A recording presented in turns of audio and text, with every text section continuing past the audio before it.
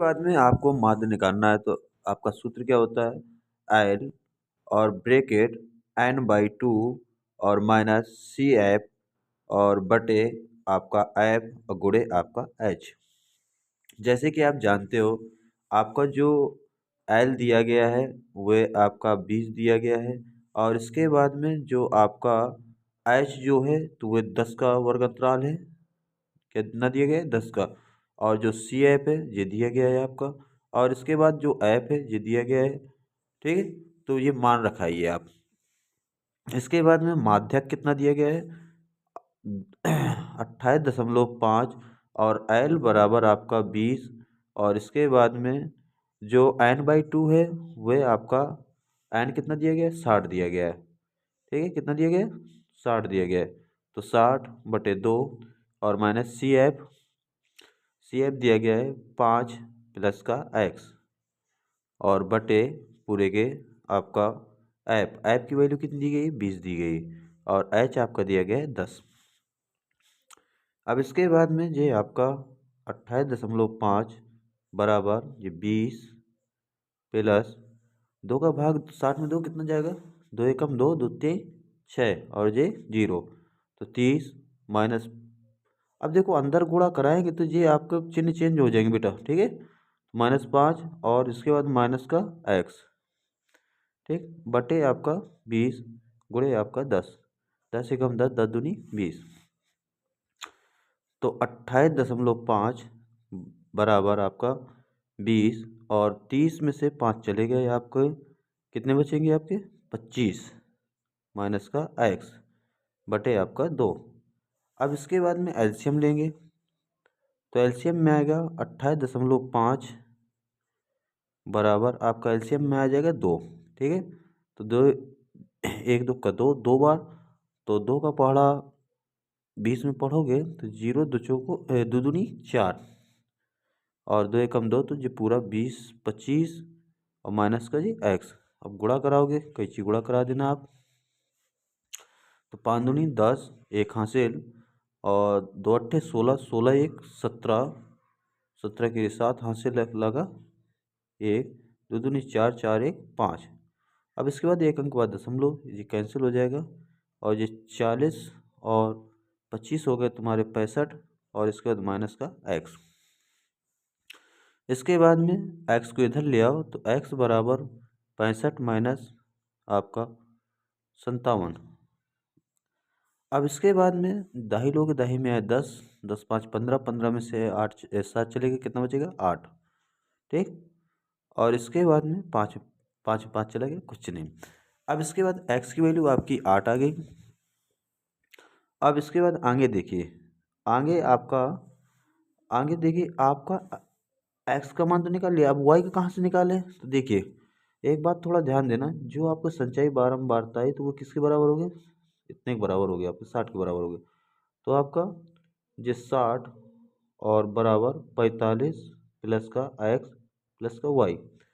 अब इसके बाद में आप क्या करोगे, 60 माइनस का 45 बराबर x प्लस का y।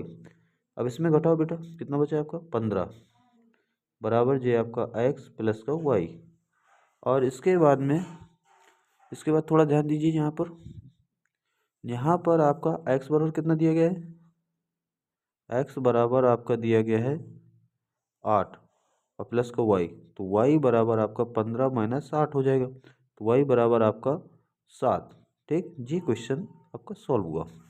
कोई प्रॉब्लम, ये थे आपके 4 नंबर के सवाल थे। ठीक है, अब इसके बाद में अगला क्वेश्चन है 6 नंबर का।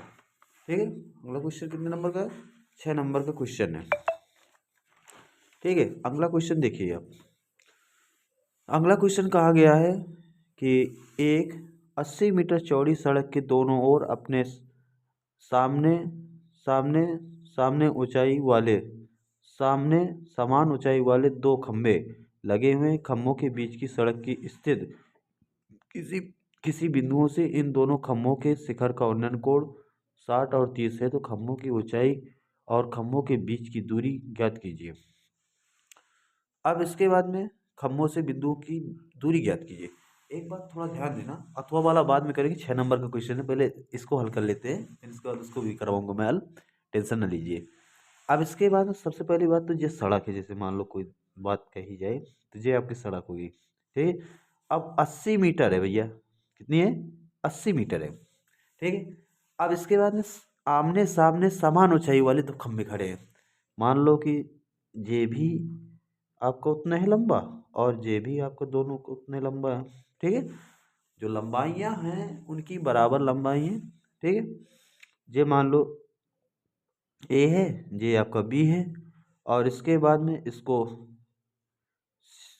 यहाँ पर बिंदु कह दीजिए ओ बिंदु है, क्या बिंदु है, ओ बिंदु है, कितना है, ओ। और पहला देखिए, थोड़ा एक बात थोड़ा ध्यान देना, इन दोनों खंभों के शिखर को उन्नयन कोण क्रमशः दिया गया है। मान लीजिए पहले से बन रहा है 60 पर बन रहा है, ठीक है, दूसरे का कितना बन रहा है, 30 से बन रहा है। तो ये आपका, ये बिंदुओं के बीच की दूरी, ये जो बिंदु है आपका, ओ बिंदुओं के बीच की दूरी और खंभों की ऊंचाई ज्ञात करना है, ठीक है। एक बात थोड़ा ध्यान देना, यहाँ पर आप ए ओ बी, ये आप कर लो सी, और ये कर लीजिए डी। अब इसके बाद में माना खंभों की ऊंचाई, माना खंभों की ऊंचाई की ऊंचाई ऊंचाई एच मीटर है, क्या माना आपने, एच मीटर, जे भी एच मीटर है, जे भी एच मीटर है, कोई दिक्कत। अब इसके बाद में जे आपका जो बन रहा था, जो 60 अंश बन रहा था, जे वाला 30 अंश बन रहा था, कितना बन रहा था, 30 अंश। अब इसके बाद में थोड़ा और ध्यान दीजिए, अब ये पूरी ए और बी की दूरी कितनी दी गई है, 80 दी गई है, कितनी दी गई, ए और बी की दूरी कितनी दी गई, 80 मीटर दी गई है, कितनी दी गई, 80 मीटर चौड़ी। अब इसके बाद में ए से ओ तक की दूरी एक्स मीटर है, कितनी मीटर है, एक्स मीटर है। तो अब यहाँ पर थोड़ा ध्यान देना, ये एक्स मीटर, तो जे वाली दूरी कितनी बची, मतलब कि ए ओ बराबर आपका एक्स मीटर हो गया, और इसके बाद में माना ए से ओ तक की दूरी एक्स मीटर है। अब इसके बाद जे वाली दूरी कितनी बची भाई, 80 तो पूरी थी, अगर एक्स मीटर चली जाएगी तो कितनी बचेगी, 80 माइनस, तो बी ओ बराबर आपका क्या बचा, 80 माइनस एक्स बचेगा, 80 माइनस एक्स बचेगा, ठीक है, कितना बचेगा, 80 माइनस एक्स बचेगा। अब थोड़ा ध्यान दीजिए, तो सबसे पहले त्रिभुज, त्रिभुज ए सी, ए सी ओ से, ठीक है। अब इसके बाद में लंब बटे आधार, लंब बटे आधार किस में होता है, टेन में होता है, तो टेन थीटा, तो थीटा कितने का बन रहा है, थीटा आपका 60 अंश का बन रहा है। लंब कितना है, एच मीटर है, आधार कितना है, एक्स माना था हमने, कितना माना था, एक्स। तो अब इसके बाद में टेन 60 का मान कितना होता है भैया, टेन 60 का मान होता है आपका 1/√, नहीं, टेन 60 का √3 होता है ओनली, कितना होता है, √3, ठीक है। और 30 का होता है तो 1/3 हो जाता। अब इसके बाद ये आपका h/x, ठीक है। जिस समीकरण नंबर ऐसा कर लो, h बराबर आप कर सकते हो √3x, समीकरण नंबर 1। अब इसके बाद दूसरा जो त्रिभुज है आपका, तो दूसरा त्रिभुज आपका देखो, दिख रहा है ना सवाल आपको, तो देखो ये आपका B, B D O, B B D O से, अब इसमें भी टेन थीटा बराबर कितना बनेगा, 30 अंश, लंब बटे आधार, तो लंब आपका एच है, आधार कितना है, आधार आपका बी ओ कितना है, आपका बी ओ आपका मिल रहा है 80 माइनस एक्स मिल रहा है, टेन 30 का मान कितना होता है, 1/√3, ठीक है। अब इसके बाद में बराबर जे आपका एच और जे आपका 80 माइनस एक्स। अब इसके बाद में थोड़ा और ध्यान दीजिए, अगर समीकरण ये आपको सेकंड मान लिया जाए, और इसमें यहाँ पर लिखना है आप, 6 नंबर का क्वेश्चन थोड़ा बड़ा तो होगा ही होगा, और इसके बाद में समीकरण 2 में यहाँ पर लिखना h का मान रखने पर, मान रखने पर, ठीक है। अब यहाँ पर क्या लिखा है, 1/√3, और h की जगह क्या रख दोगे, √3x बटे आपका 80 माइनस एक्स, मतलब कि h की जगह √3x रखेंगे। आप कैंची गुणा करा लीजिए, तो 80 माइनस का x अब 3 × 3 अंडर रूट है तो एक 3 बाहर निकलेगा, और इसके बाद में 80 बराबर जे आपका 3x, और जे x को सेट ले गए तो क्या हो जाएगा, प्लस का x, तो 80 ये कितने हो गए, 3 × 1 4x, 4 एकम 4, 4 दूनी 8, तो x बराबर जी कितना आ गया, 20 मीटर आ गया। कितना आ गया, 20 मीटर आ गया। अब इसके बाद में थोड़ा और ध्यान दीजिए, जे मतलब कि जो पहले खम्भे से जो दूसरे खम्भे तक की जो दूरी होगी वो 20 मीटर होगी, ठीक है, और इसके बाद जे वाले जो खम्भे से दूरी होगी वो 60 होगी, ठीक है। और इसके बाद में अगला देखिए, अगला है आपका AO, आपका कितना निकल आया, 20 निकल आया, 20 मीटर, ठीक है। और इसके बाद में जो BO होगा वह आपका 80 में से 20 घटा दो, तो BO बराबर आपका 60 मीटर आ जाएगा। अब आगे देखो क्या कहा गया, खम्भों की ऊंचाई भी ज्ञात करना था ना आपको, तो देखो जिस समीकरण एक में मान रखा दो, तो समीकरण एक में मान रखोगे तो h बराबर आपका √3 गुणे जे आपका 20, तो h बराबर 20 √3 मीटर, जे आपका सॉल्व हुआ, ठीक है। अगर जे वाला क्वेश्चन नोट कर सकते हो आप लोग, ठीक है।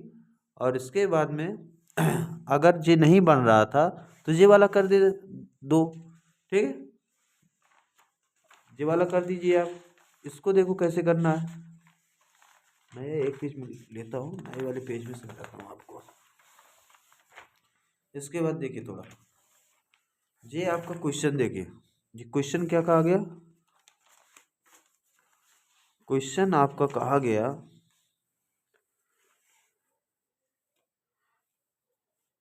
ये वाला है अथवा वाला। देखिए अथवा में कहा गया कि भूमि के एक बिंदु से 20 मीटर ऊंचे भवन के शिखर पर लगी एक मीनार के तल का औन्नन कोण 45 और 60 है, ठीक है। अब भवन देखिए, आप थोड़ा ध्यान दीजिए, भूमि के एक बिंदु से 20 मीटर ऊंचे भवन के, ठीक है, ये आपका कोई भवन होगा जो कि ये आपका कितना है, 20 मीटर है। कितना है बेटिया भैया, ये आपका 20 मीटर है, ठीक है। अब इसके बाद में भवन के शिखर पर लगी एक मीनार, भाई भवन होगा, भवन के ऊपर जे मतलब कि, तो मीनार की ऊंचाई ज्ञात कीजिए, तो जे आपका यहाँ तक तो भवन ने मान लिया है, जे आप मीनार मान लीजिए, ये क्या मान लीजिए, मीनार मान लीजिए।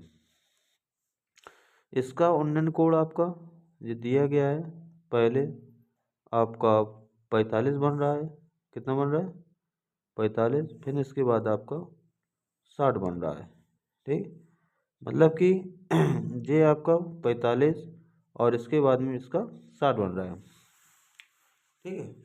अब इसके बाद में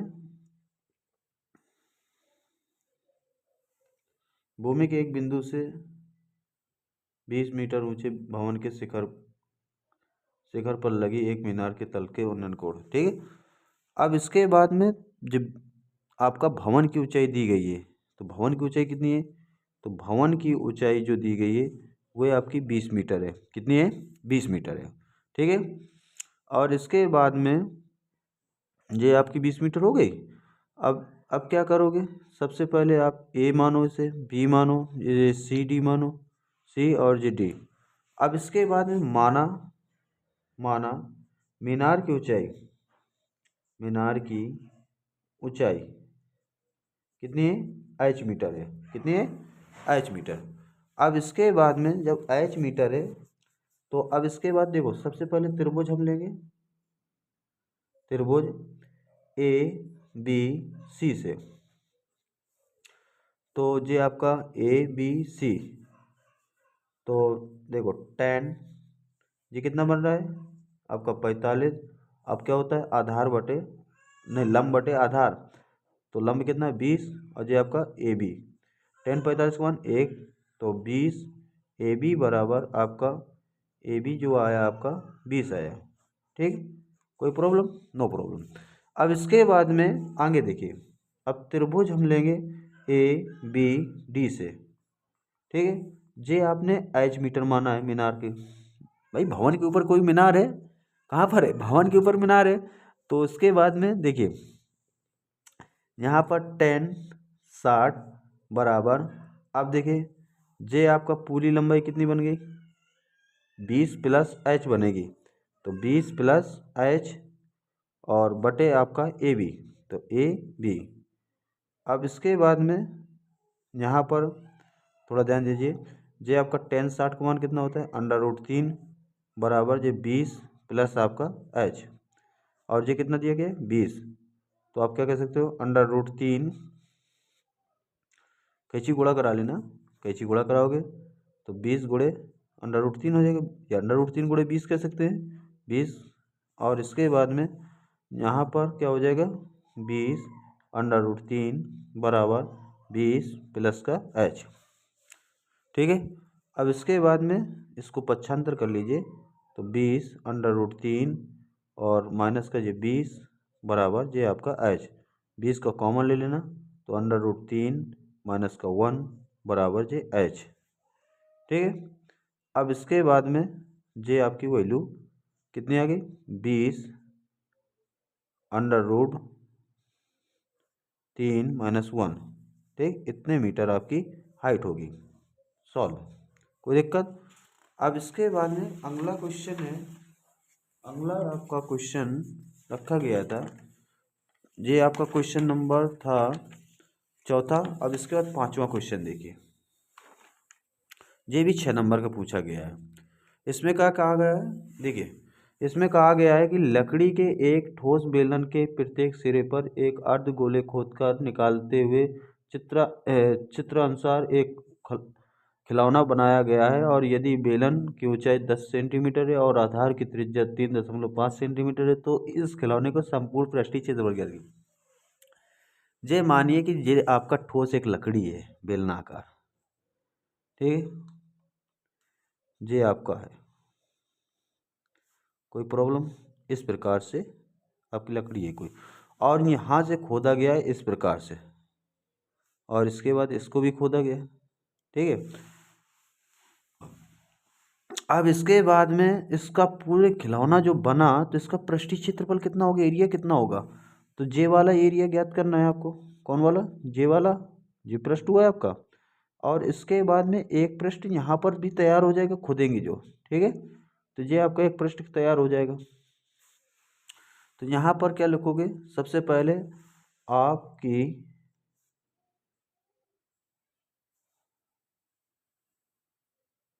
देखिए यहाँ पर क्या लिखा है? लकड़ी के एक ठोस बेलन के प्रत्येक सिरे पर अर्धगोला खोदकर, 6 नंबर में पूछा गया इसलिए 6 लिखा है, निकालते हुए चित्रानुसार एक खिलौना बनाया गया, यदि बेलन की ऊंचाई, जो बेलन की हाइट दी गई थी बेटा, वह आपकी एच बराबर 10 सेंटीमीटर दी गई थी, और जो त्रिज्या दी गई है बेलन के आधार की, तो जो त्रिज्या दी गई है, ये आपका इधर से इधर तक जो त्रिज्या होती है, वह आर बराबर आपका 3.5 सेंटीमीटर दिया गया है।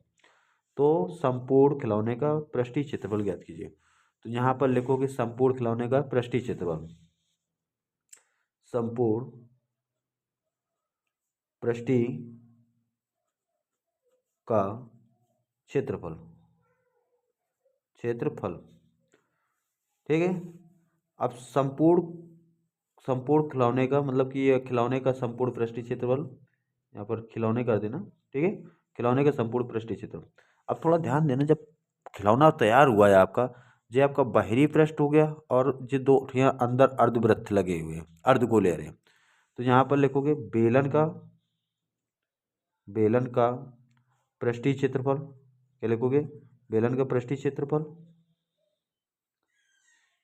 और प्लस आपका दो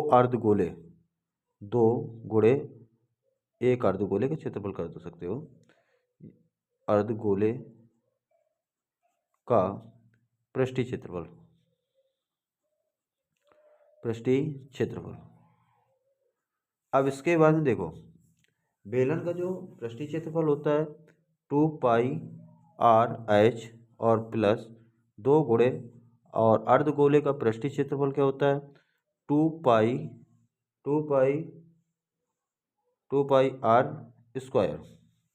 ठीक है। और इसके बाद में यहाँ पर देखो, ये आपका 2πr²h और 2πr²। ठीक है। अब इसके बाद में 2 पाई का मान 22/7 रखा सकते हो।